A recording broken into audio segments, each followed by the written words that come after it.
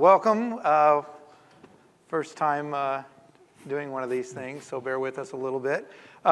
Before we get started, want to let you know we're from a startup company called Boeing. You might have heard of us before. We make pictures of airplanes, so thought we would bring one in. That was a lot of work to do. Anyway, also want to let you know that this is a official Boeing approved deck. So we had some changes and we couldn't change it because we haven't got our processes quite ready to change the deck itself. Not agile yet. No. Yeah. So we're working on that too. Yeah. Hey, no heckling. It's okay, you can do it. So we're here today to share with you what we've done to ensure our platform security with Windows, Bosch, add-on, and runtime config.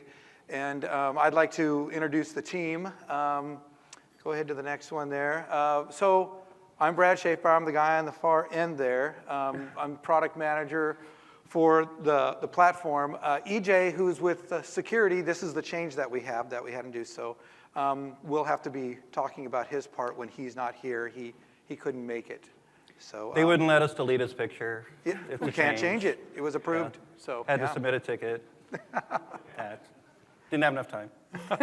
And I'm Cheryl Maris. I'm operations and first time presenting, so be patient. all right. I'm James Kopic. And by the way, I have a topic for you. My last name rhymes with topic.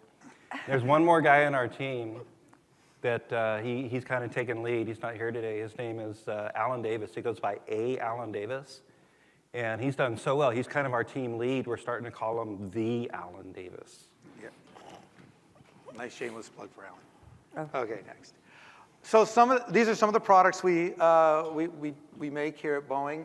You'll notice there's several airplanes, helicopter, space thing. And all of these are moving, which is pretty unique as far as a product goes. But one thing a lot of people miss is if you look at the picture in the middle, this is where our developers do their programming. That is the most awesome pairing station you're ever going to see, okay? Yeah, we have all kinds of products, and I like to look at it as what we're trying to create is a Tesla that moves through the sky. And that was a shameless plug for Tesla as well. So anyway. Hey, Brad, I got to tell you something. Did you realize that Boeing has been providing services in the clouds for over 100 years? What do you know? Another first. Isn't that amazing? Yeah. Well, do you know that that's like saying that Rubbermaid's been in the container business for over 100 years? Yeah, They really are. I Googled it. It's on the internet. All right, well, talking about containers. All right. Did you know that Boeing has been containerizing people in cylindrical aluminum tubes for over 100 years? We got to stop. That's the best we got. All right. Next slide, please. Okay, so this is the part where EJ would be, and he would say this, and he actually did say these. These are quotes directly from him. Our security lead, there's no there's no virus protection on Ubuntu. What about Windows? Where are your security controls on Ubuntu? Because Ubuntu is this thing that just kids use, and Windows, and how are you going to support and report issues that you find? You're not using multi-factor authentication to log into anything. You can't allow direct access of any of the internal servers from any developer or anybody. And all these things were reasons why he said, you just can't do that here. You can't put in Cloud Foundry. It's not going to happen. And so we went to tackle each one of these issues one at a time. And that's what our story is about today. So, James? Fortunately, we were in the middle of a dojo, and we had some very talented, pivotal people from Altoros, people from Stark and Wayne. And the good thing is that Mike Jacoby from Altoros helped us figure out how to get all this done. So he is definitely a star. If you guys want some help, Mike Jacoby, Altoros, anybody in Altoros, definitely the guys. So what we did was, we had to figure out how to provide security for Linux and Windows. And with Cloud Foundry, they have something called the runtime config that you can apply specific stuff to Windows or Linux to all of the systems. That's what we wanted. That's basically what we used. So you can see, I'm just going to go through this real quickly because we have more slides. So we have a banner in runtime config. Of course, don't do bad stuff when you log on into the server. We had to add security controls to Linux, which is the next one down. We had to add virus protection to Ubuntu. We'll talk about those details. We had to set up multi-factor authentication and isolation, and we had to deploy security controls on Windows. So we did it all through runtime config. And that man right there thought of all of it. Yeah, we need to call you soon. So you want to run a lap, Mike? We just need you for a few hours. All right, so on the Windows side, we fortunately we already had a corporate image, which we're using outside of our PCF implementation. Windows Server 2012 R2. Fortunately, we got off of 2003 a few months ago, so we've actually moved to 2012 R2. And fortunately, in that image, it already comes with McAfee, which that's the normal antivirus that we have. We ran into some problems. Let's see. McAfee client was already installed. So we ran into a couple problems with McAfee. When McAfee runs, it has to talk to the back-end EPO system and let it know that it did its scan, everything's good, and let it know, and also get its daily updates. And that communication path was broken for various reasons specific to probably Boeing. And so what we did was we talked to the EPO guys, said, hey, how do we talk to EPO? I'm probably getting this wrong. But anyway, we tapped into a API that allowed us to talk to the back-end EPO system. But we did that also with our security controls, but I'll talk about that a little bit later. Let's see. Oh, one more. So we also found that Trying to cut them off. we also found that McAfee was when we tried to build the Diego cells with the build packs, McAfee was scanning the VCAP folders, and it was actually preventing the Diego cells from building. It took us forever to figure that out. And so what we had to do was set up exclusions through McAfee to not scan those folders. After we did that, worked great. So if you guys do McAfee on Windows, be very careful about that. Okay. So I'm not going to talk too much about this because we're really here about Windows. But we at Boeing did not have Ubuntu. And we had to get approval from Boeing and our security team. And that was the biggest challenge that we had, was trying to get EJ to say yes. Well, not really just EJ, but Boeing. And moving on to Windows again. James? Okay. So we have to have a compliance client. In other words, something that runs on Windows, and it checks folders, it checks permissions, and makes sure that the folder doesn't have everyone read-write, stuff like that. And of course, it has to report back out to the back-end system and let it know that it found something or everything's cool. And fortunately, on our Windows corporate image, we already have something in place, so we were able to use it. But again, it had problems reporting out, and again, we had to implement the API, connect to it. That was good, but we had to use certificates to authenticate and encrypt, and that was really, really challenging. That probably took like 3 weeks to figure out. Pardon me. All right, let's see. So we got that working. And as part of that runtime config, what we do is we create a scheduled task using PowerShell. And of course, that scheduled task runs every day and reports out and connects to the back-end system and reports its stuff. And that was pretty challenging, but it wasn't too bad. He figured it out. All right, I think that's good. Are you sure? No. another side note, and I'm just going to say that on Ubuntu, we just kind of basically did everything that we did on Windows, and we created reports and a little more work behind the scenes, but now back to Windows. All right, let's see. You like that? Okay, so it's kind of interesting. This applies to both Windows and Linux. We had to implement multi-factor authentication. And so basically what we did was we built Windows jump boxes that are not part of the PCF platform. You have to log on using your secure badge, multi-factor.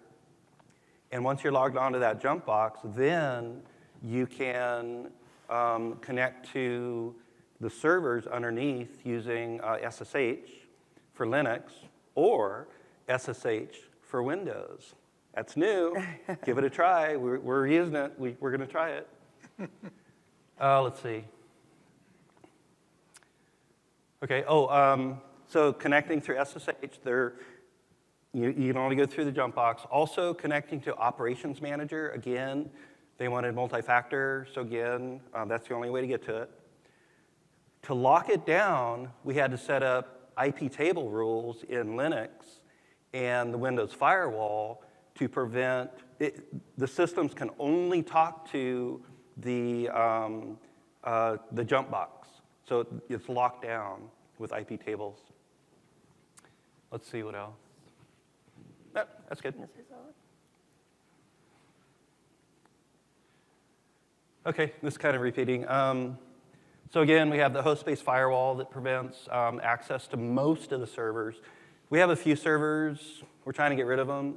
We have like the S3 Minio server. We still have customers using those, and they have to connect to them directly. We want to get rid of them and use an enterprise level S3 blob store. That's coming. We didn't have it, so that's why we allow that direct access. And interestingly, in the runtime config, even though you're applying these IP tables to all the servers, you can exclude certain, what's it called? Yeah, classes of systems. So basically, exactly, so you can filter. You can say, don't apply IP tables to the Minio servers. So you have that kind of fine-grained filtering, which was cool. We figured that out. Let's see. So what we do is we maintain the IP tables in our Git repository. And basically, using Concourse goes out and gets the right YAML file for that particular foundation, runtime config, and applies it to that particular foundation. Goes out and gets the next YAML file for that foundation and applies it, because the runtime configs are going to be different. They have different IP addresses per foundation. And through Concourse, it's so easy and quick. It's great. Let me see what else here. That leads to the next one. So our Go routers only accept traffic from the F5 load balancers. You can't go outside F5 to get to them. So that's really good. And let's see. And then all of our internal servers only accept traffic from the Go routers. So really, really locked down. And I think that's it for that one. Okay. So this is our Concourse pipeline. You'll see on the left we have different YAML files for the different foundations. Again, they're going to be different. And with Concourse, it's just so easy to apply the runtime config to each foundation. Very, very quick and easy. Let's see. Okay, I think that's it. So, probably have plenty of time. Does anybody have any questions? Oh, I want to let you know we have additional slides after this if you want to come up later. It has a lot more detail. Questions? Yes, sir. Any questions? So EJ was okay with this in the end? Yes. The changes that needed to be to meet the security audit and into the production? Yes, sir. He absolutely loves us now. He was going to be here with us. Wait. So, sorry, we have to repeat the question. Oh, so, sorry. EJ, Zach Very said EJ was okay with this. You want to repeat that? In other words, EJ was okay with it, all the compliance, and my answer was yes. Security was okay with it, is what you're asking. Yes. First time presenters, we got to repeat the question. Got to remember to do that. Okay. Yes? This guy's the Bosch. My understanding is that this, your image was part of the domain when PCF was using it, or not always? That's a really good question. Question? Oh, thank you. Repeat the question. So what was our image part of the domain? And it's kind of interesting. The Windows image, we run it separate from PCF. It is part of the domain. It gets security patches. It gets everything it needs. And what we do is we clone it in vSphere. We create the stem cell. We push it out as a Diego cell. It is not part of the domain as a Diego cell. However, in PCF version 2, it might be. We don't know yet. Okay, so Diego cell was not part of the domain. Correct. So question is, the Diego cell was not part of the domain. It is not part of the domain right now. But it works great. It's still. My second question was, what feedback are you using? Because each WC, for example, makes user for each instance. That's why, it was interesting for me if you were able to handle that situation where, but now, as it was not part of the domain, usually don't use. So the question is, what build pack are we using for Windows? We're using the HWC, the Hosted Web Core build pack, for .NET framework applications, or the binary build pack, again, for framework applications. And then for .NET Core, we're just hosting them on Linux. Is that? And it passed all security audit and everything. Yep, and it did pass all the security. Yep. Even without domain. There was a lot of work behind that. Oh, yeah. And if We we worked want really to. close with our security team. Trust me, we paired very Really well. Yeah. And really with close. anybody, if you guys want to talk to us later, collaborate, we can set up meetings later on. We started this in January. We're new at it, but we've made incredible strides. And that was probably our biggest challenge, was the security. And once again, a shout out to the Pivots and also Mike Jacoby for all the help that you guys got. We really miss you. Any more questions? Wait, I got Go one ahead. more here. Lance? Oh, go ahead, Lance. Are the releases for implementing this stuff, are they all public or are they custom Boeing work? So the releases, the question uh. was, please, go ahead, Charles. No, you go ahead. You're answering it. So, so the question was, are the releases public? They are not. They're all within Boeing. We're still kind of figuring out how to do things. It's not real pretty right now, but.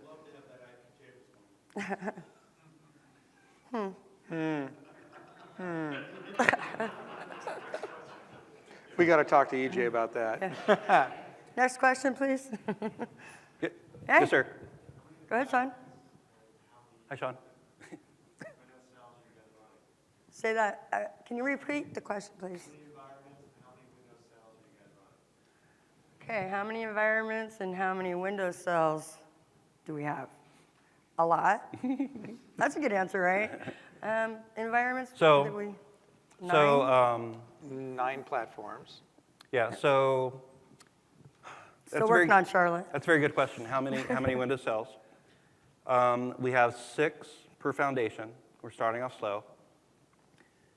We found that licensing is an issue. Yeah.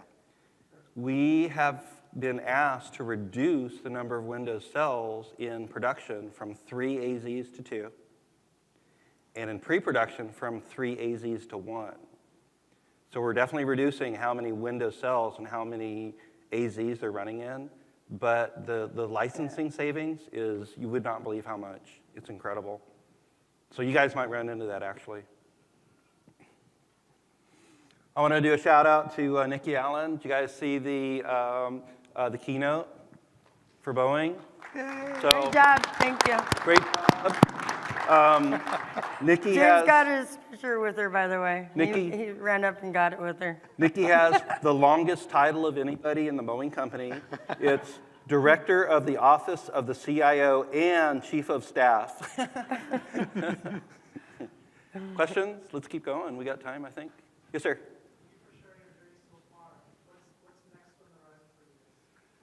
So what's next on the horizon? Do you want to answer that, Brad? I'm Or working on Cheryl? Charlotte. Yep, We're trying good. to do full automation, running into some slight difficulties. I'd love my little groupies right here to come back. But yeah, right now that's one issue, and then eventually we'll, and actually we had meetings yesterday at the Pivotal office, and I think we're gonna get a lot of help from them. And hopefully we'll be getting automation going, and then things will end up being a lot smoother. And I know Lance will probably be wanting to knock on the door. So here's the way I see it. PCF 2.0 is going to be big. We got to deploy that. I mean, going from 1.11 to 1.12 was a huge challenge. Imagine go to 2.0, so we're going to do that. Our concourse pipelines are not clean. We started off, we didn't know what to do, and we kind of built them here and there and there. We have to clean those up. Our Git repository is kind of ugly. So we kind of have, now that we know what we're doing, sort of, we took off our diapers and we have our pull-ups on right now. That's as far as we're at. But at least we're to the point where we know that we have some problems and we need to clean those up. We lost all our babysitters though, so Yeah. we're a little further than a 2-year-old. And we're Yeah. very glad that James is wearing pants today. We had to make him do that. I don't know if he put his belt on though. Any other questions? We had a great time talking today, everybody. Thank you so much for coming. If you have any questions you want to talk to us personally or take a look at the rest of the deck here, you're more than welcome to come on up and talk to us. Thank you. Yeah, Thanks, thank Ed. you.